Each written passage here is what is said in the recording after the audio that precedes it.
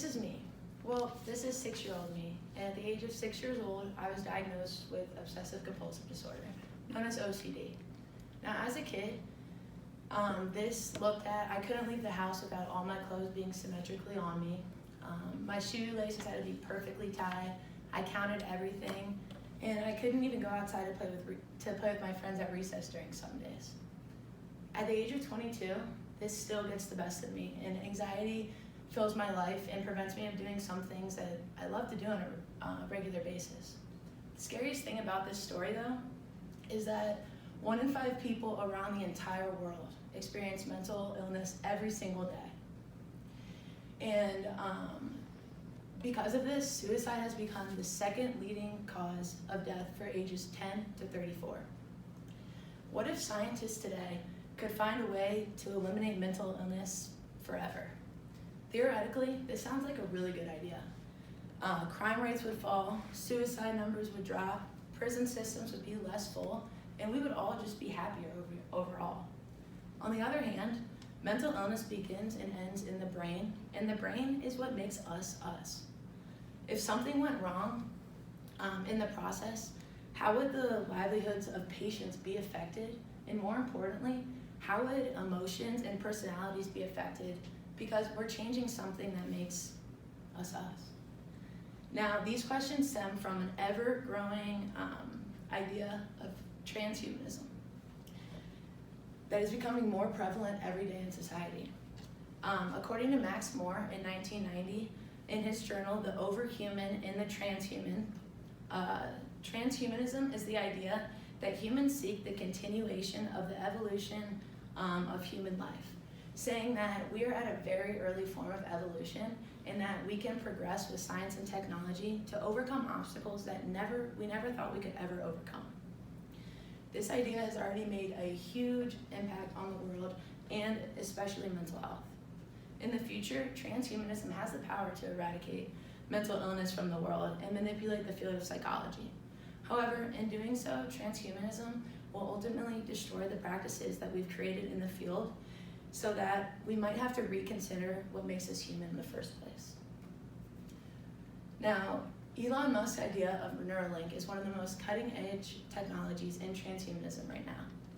Neuralink is basically a brain implant that is also a supercomputer, so that when it's placed in your head, that person can know anything that they want to know with the computer by a simple thought.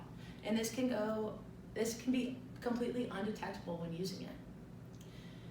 Yusta et al. In their article in 2017, 4 Ethical Priorities for Neurotechnologies, explains the concerns for future tech and especially Neuralink. One of the most worrisome aspects that they fear is that since Neuralink is so powerful and the brain is so powerful that when put together, it'll provide more capabilities of things than just information processing.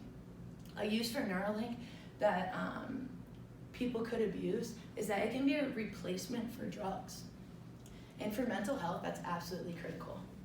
If drug abuse is more accessible, the rate of substance abuse issues is going to skyrocket, and it's already so large right now. According to the Addiction Center, 21 million Americans right now have substance abuse issues, and that's not an easy diagnosis to live with.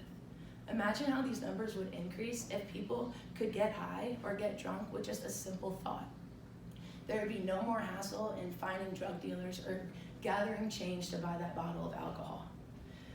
Transhumanists have created technology that's going to make this world a very scary place, one that we can slowly start to lose control of, and that psychologists would be little to no help of anymore. Okay, so basically transhumanists have begun to consider cognitive implants like Neuralink, which is going to create the world chaos for psychologists.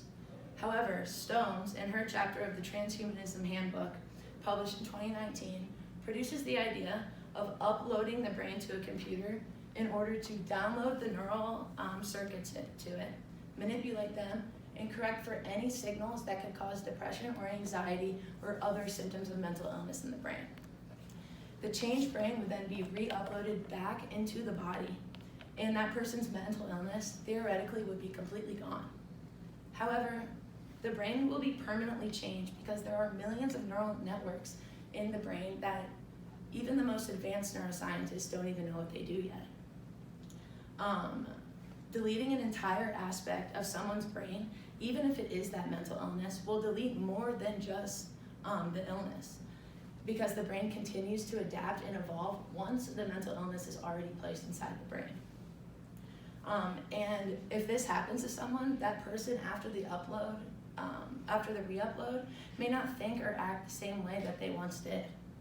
There's a lot of unknown that transhumanists have failed to consider, and this lack of consideration is going to change people's memories, thought processes, and even whole personalities.